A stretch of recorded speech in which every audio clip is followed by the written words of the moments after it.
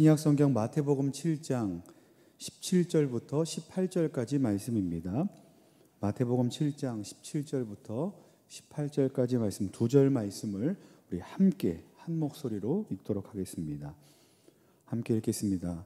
이와 같이 좋은 나무마다 아름다운 열매를 맺고 못된 나무가 나쁜 열매를 맺나니 좋은 나무가 나쁜 열매를 맺을 수 없고 못된 나무가 열매 맺을 수 없느니라. 아멘. 할렐루야. 오늘도 예배 자리를 사모하심으로 수요 예배 나오신 여러분들을 주님의 이름으로 환영하고 축복합니다. 우리는 계속해서 하이델베르그 요리문답을 살펴보고 있습니다. 그 중에서도 오늘 저는 여러분들과 함께 제86문과 제87문에 대해 살펴보면서 하나님의 은혜를 나누려고 합니다. 먼저 오늘 저와 여러분들께서 배우게 될 86문과 87문이 하이델베르그 요리문답 전체 중에서 어느 정도의 위치에 있는지 한번 살펴보도록 하겠습니다. 여러분들 페이퍼를 보시면 좋을 것 같은데요.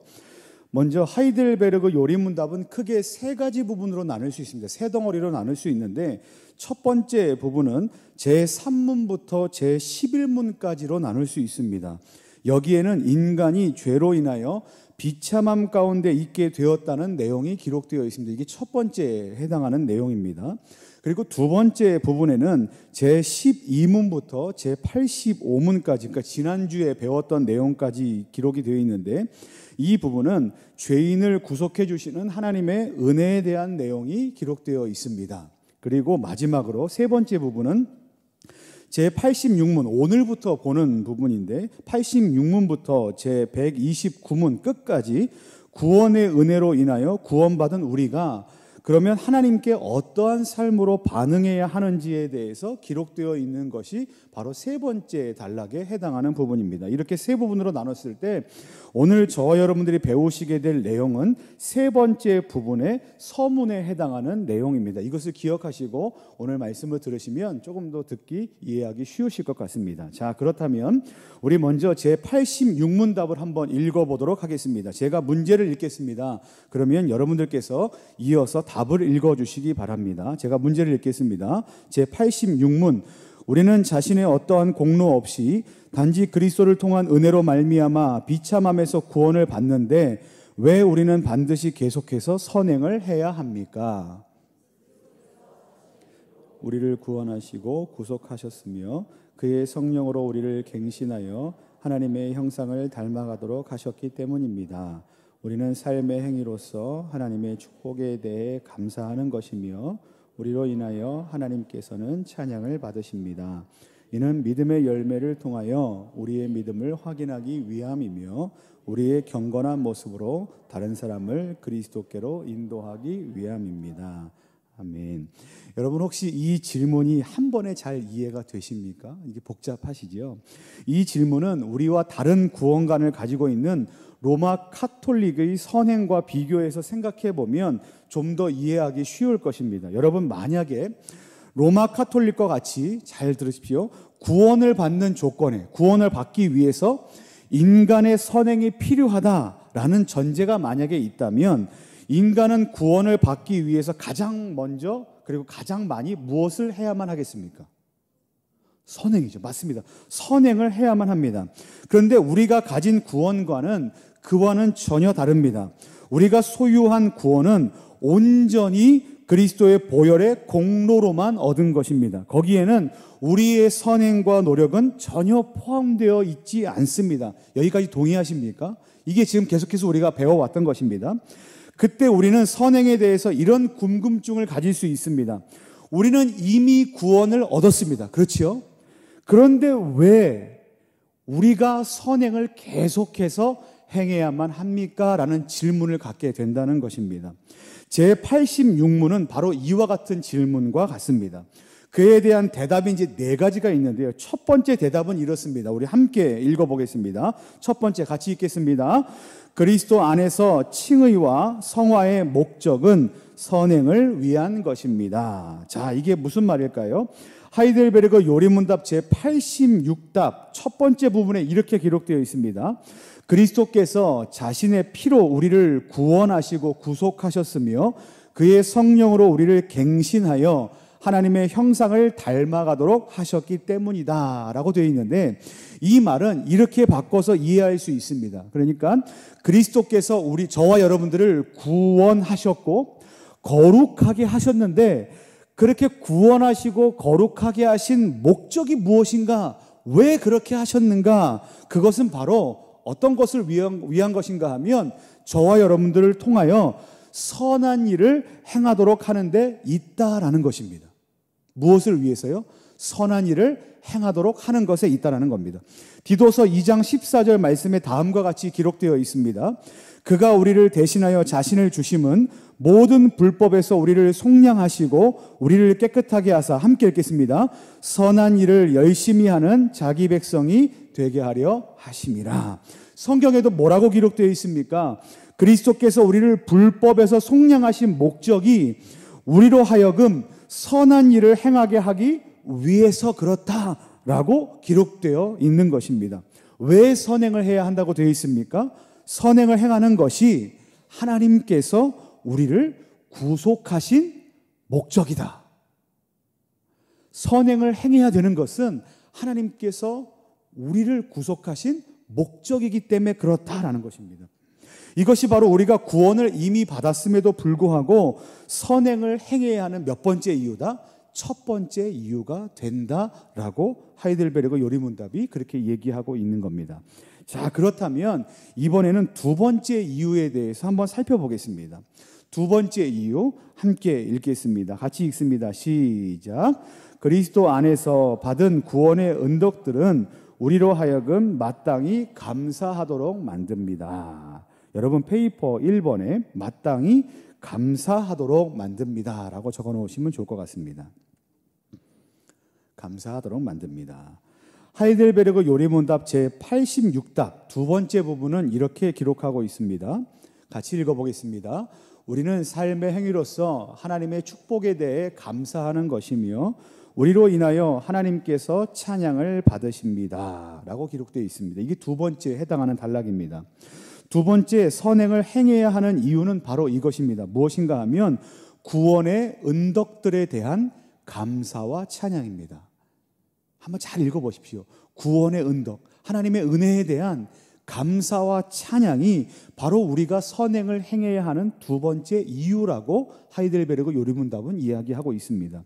구원에 대해서 한번 논리적으로 생각해 보겠습니다. 여러분들께서는 구원을 이루는 그 모든 과정 가운데 감사가 차지하는 위치가 어디쯤이라고 생각하십니까?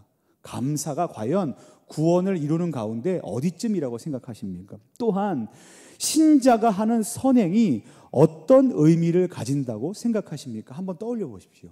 감사와 선행이 어떤 위치쯤에 있고 어떤 의미를 가지고 있을까 한번 생각해 보십시오. 앞에서도 제가 말씀드렸던 것과 같이 로마 카톨릭에서는 이렇게 생각합니다. 감사나 선행을 구원을 위한 수단으로 보았습니다.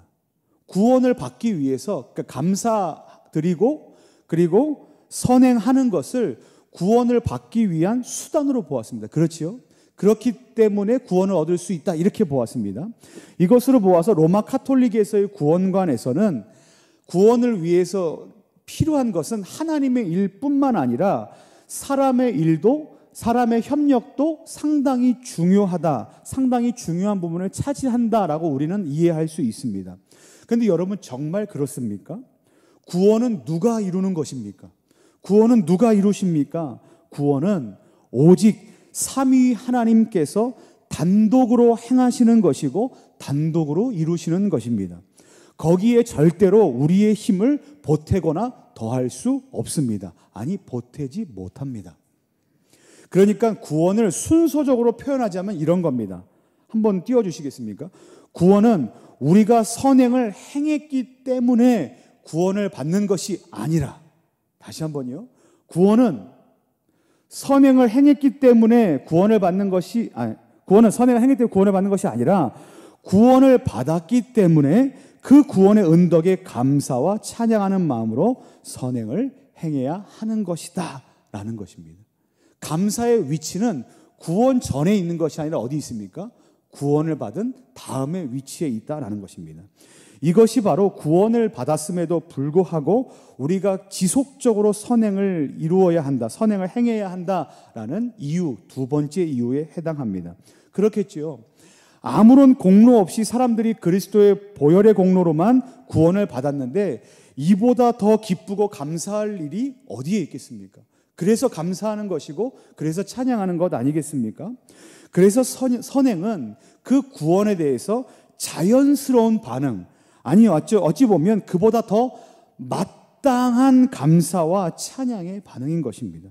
그래서 우리는 선행을 행하는 삶을 마땅하게 살아드려야만 한다라고 하이델베르그 요리문답이 우리에게 그렇게 가르쳐주고 있습니다. 자, 그럼 이어서 세 번째 이유에 대해서 한번 계속해서 살펴보도록 하겠습니다. 세 번째 이유는 무엇인가? 한번 함께 읽어보겠습니다. 세 번째 이유 같이 읽겠습니다. 시작. 구원받은 백성은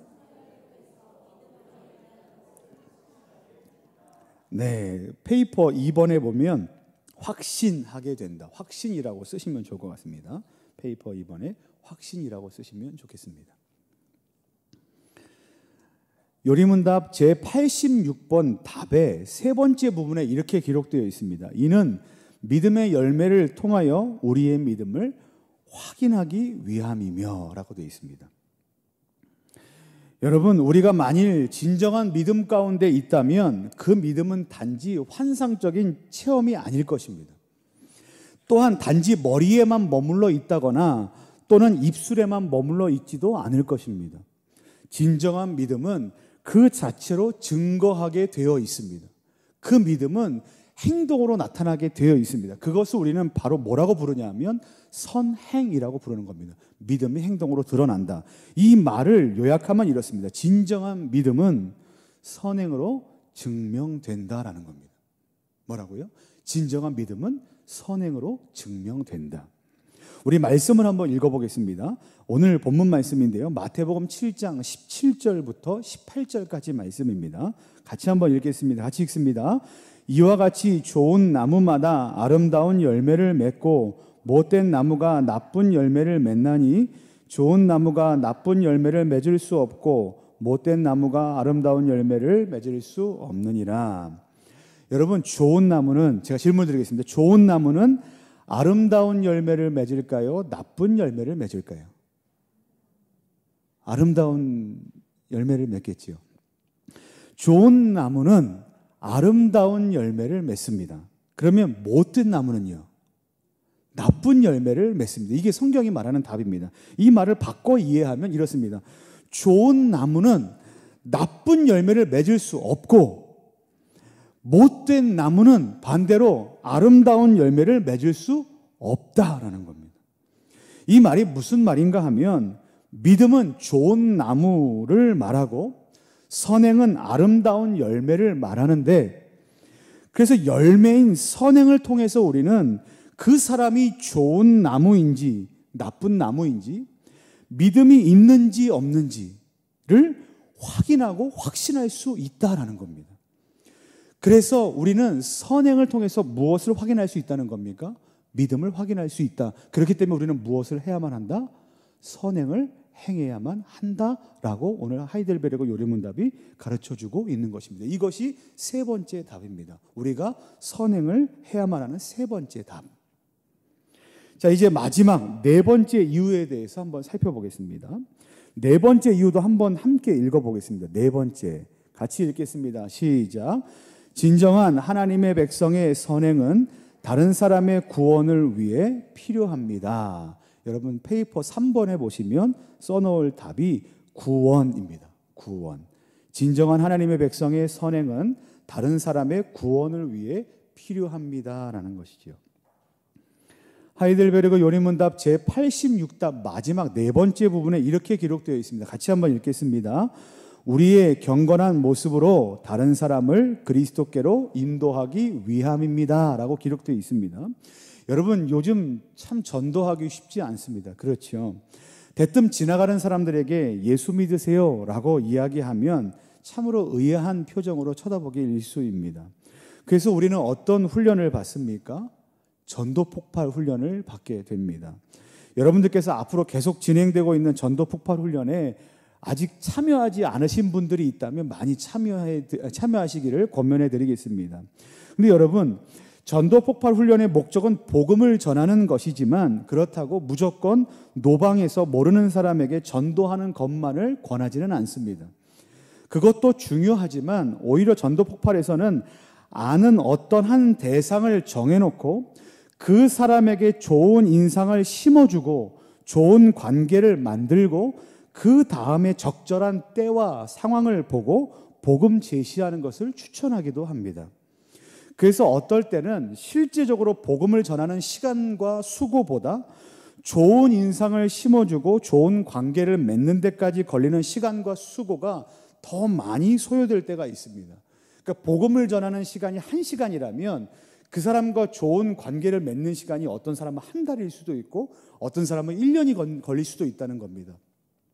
저 같은 경우는 저희 이제 그 아파트 1층에서 이제 관리하는 경비 아저씨에게 가끔 가다가 먹을 것도 갖다 드리고, 그 다음에 아이를 통해서 꼬박꼬박 가서 인사드리게 하고, 택배 받으러 갈 때마다 그냥 무례하게 하지 않고 안녕히 계세요, 감사합니다, 꼬박꼬박 인사하는 모든 이유가 그와 같은 기회를 엿보기 위함이기 때문입니다. 그러니까 그런 것들을 하다 보면 그와 같은 시간이 때로는 6개월, 1년, 어떤 사람은 더 많은 시간을 걸리기도 한다는 것이지요. 여기서 말하는 좋은 인상을 심어주고 좋은 관계를 맺기 위한 수고는 여러분 무엇을 위한 것입니까? 바로 영혼 구원을 위한 것입니다. 복음 전도할 기회를 얻기 위한 것이지요. 마태복음 5장 16절 말씀을 읽어보겠습니다. 같이 한번 읽어보겠습니다. 시작. 이같이 너희 빛이 사람 앞에 비치게 하여 그들로 너희 착한 행실을 보고 하늘에 계신 너희 아버지께 영광을 돌리게 하라. 성경은 이렇게 말씀하고 있습니다. 너희 착한 행실을 보고 누군가도 하늘 아버지께 영광을 돌리게 하라. 궁극적으로 하나님 아버지께 돌아오는 역사가 일어나도록 너희의 착한 행실을 보이게 하라라고 말씀하는 것입니다. 만일 여러분들이 오늘 이 자리에 계신 신자가 아니라 만약에 불신자라고 한번 생각해 보시기 바랍니다. 그런데 여러분에게 어떤 사람이 복음을 전하려고 합니다. 그런데 여러분, 그 사람이 행실이 바르지 않고 언어 사용도 바르지 않습니다. 그렇다면 여러분, 그 사람이 전하려고 하는 그 종교와 도를 신뢰하는 마음으로 기꺼이 받아들일 수 있겠습니까? 아마 그렇지 않을 것입니다. 왜냐하면 그 사람의 언행을 보아 그 사람이 믿고 있는 그것은 신뢰할 만한 것이 아니다라고 생각할 것이기 때문에 그렇습니다. 이것이 바로 우리가 선행을 행해야 하는 네 번째 이유입니다. 복음을 전하기 위해서라는 것이죠. 비록 우리가 선행을 행했다고 해서 우리가 누군가를 구원시켰다라고 말할 수는 없을 것입니다. 하지만 우리가 선행을 행하는 것을 통해서 하나님의 사역에 좋은 통로가 될 수 있다는 것만큼은 반드시 기억하는 저와 여러분들이 되시기를 예수님의 이름으로 간절히 축원합니다. 여기까지가 구원받은 성도가 왜 구원받은 이후에도 지속적으로 선행을 계속해야 하는가에 대한 네 가지 이유였습니다. 자, 그러면 다음으로 이어서 하이델베르그 요리문답 제87문에 대해서 한번 살펴보도록 하겠습니다. 제가 문제를 읽겠습니다. 그러면 여러분들께서 답을 읽어주시기 바랍니다. 제87문, 악한 삶을 계속 살면서 하나님께 감사하지도 않고 하나님께 돌아오지 않는 사람도 구원받을 수 있습니까? 구원받지 못합니다. 성경에서는 부정한 자, 우상 숭배자, 간음하는 자, 도적질하는, 탐욕스러운 자, 술 취하는 자, 중상모략하는 자, 강도질하는 자와 같은 자들은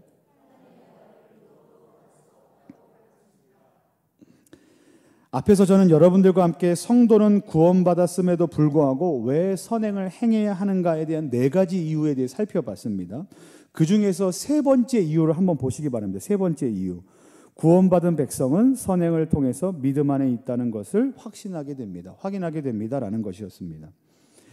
그 내용은 바로 지금 우리가 읽은 제87문답과 연결되어 있습니다. 그런데 이것은 완전히 정반대되는 상황입니다. 앞에서는 선행을 통해서 믿음을 확신하고 확인하게 되는 상황이라면 지금은 그 반대로 악행을 통해서 믿음 없음을 확인하게 되는 상황입니다. 어떤 한 사람이 있습니다. 이 사람은 계속해서 악한 삶을 살고 있습니다. 선행의 모습은 전혀 찾아볼 수 없습니다. 게다가 하나님께 감사하는 삶을 살지도 않습니다. 그리고 하나님께 돌아오지도 않습니다. 여러분 질문 드리겠습니다. 이 사람은 구원받을 수 있습니까? 없습니까? 다시 한번 질문 드리겠습니다. 이 사람은 구원받을 수 있습니까? 없습니까? 오늘 이 질문에 대해서 하이델베르그 요리문답 87문에는 7답에는 어떻게 대답하고 있냐면 결코 구원받지 못한다 라고 답을 내리고 있습니다. 왜 그렇겠습니까? 그 사람의 믿음은 무엇을 보아서 알 수 있기 때문입니까? 그 사람의 삶의 모양, 결과를 보아서, 악행을 보아서 그것을 알 수 있기 때문이다 라고 말하고 있습니다. 우리 말씀을 한번 보겠습니다. 야고보서 2장 17절 말씀입니다. 같이 읽겠습니다. 이와 같이 행함이 없는 믿음은 그 자체가 죽은 것이라. 여러분, 행함이 없는 믿음은 어떤 믿음입니까? 뭐라고 되어 있습니까? 죽은 믿음이다 라고 되어 있습니다. 죽은 믿음이다. 그래서 하나님과 전혀 상관없는 악한 행실의 삶을 사는 사람이 오늘 하이델베르그 요레문답에 보면 구원받지 못한다. 성경에도 보면 구원받지 못한다. 그와 같은 결말에 이르게 될 것이다 라고 얘기하고 있는 겁니다. 자, 그렇다면 구원에 이르지 못하게 하는 죄악된 삶의 모양은 과연 어떤 것인가? 어떤 삶의 모양이 과연 구원에 이르지 못하는 삶인가? 그것을 가르쳐 주는데 요리문답에 이렇게 가르치고 있습니다. 성경에서는 부정한 자, 우상숭배자, 간음하는 자, 도둑질하는 자, 탐욕스러운 자, 술 취하는 자, 중상모략하는 자, 강도질하는 자와 같은 자들은 하나님의 나라를 유업으로 받을 수 없다고 가르칩니다. 이에 근거가 되는 성경 구절도 함께 찾아서 읽어보겠습니다. 갈라디아서 5장 19절부터 21절까지 말씀입니다. 같이 한번 읽겠습니다. 육체의 일은 분명하니 곧 음행과 더러운 것과 호색과 우상숭배와 주술과 원수 맺는 것과 분쟁과 시기와 분냄과 당짓는 것과 분열함과 이단과 투기와 술취함과 방탕함과 또 그와 같은 것들이라. 전에 너희에게 경계한 것 같이 경계하노니 이런 일을 하는 자들은 하나님의 나라를 유업으로 받지 못할 것이요. 아멘.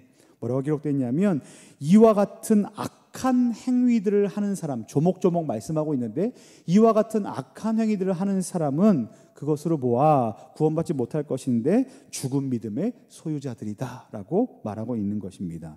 자, 그렇다면 이제 말씀의 결론입니다.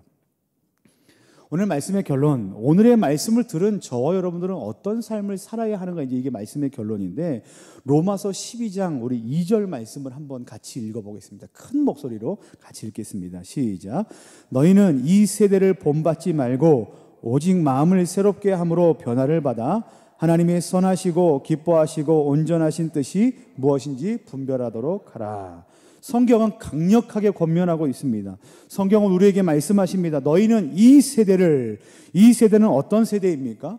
하나님과 상관없이 악한 것을 추구하는 세대를 이 세대라고 말합니다. 그래서 이렇게 말합니다. 너희는 악한 이 세대를 본받지 말라. 아까 조목조목 나열한 그와 같은 세대를 본받지 말라라고 말씀하고 계십니다. 그리고 어떻게 하라고 말씀하십니까? 오직 마음을 새롭게 함으로 변화를 받아 하나님의 선하시고 기뻐하시고 온전하신 뜻이 무엇인지 분별하도록 하라 라고 말씀하십니다. 그리고 거기서 멈추지 말고 오늘 우리가 배운 말씀과 같이 뭐라고 말씀하시냐면 오늘 말씀을 들은 것과 같이 믿음의 증거, 구원의 증거, 감사의 반응, 구원의 통로인 선행의 삶을 살아내는 데까지 가기 위해서 힘쓰는 삶을 계속해서 지속적으로 선행을 살아내라 라고 말씀하고 계십니다. 우리는 질문하지 않습니까? 구원받았음에도 불구하고 왜 계속해서 선한 이 삶을 싸워야 합니까? 살아야 합니까? 오늘 말씀하십니다. 그럼에도 살아내라 라고 말씀하시는 겁니다. 비록 그렇게 살아내기 어렵고 때로는 힘들고 때로는 손해보더라도 오늘 하나님께서는 우리에게 그렇게 살아내라고 말씀하십니다.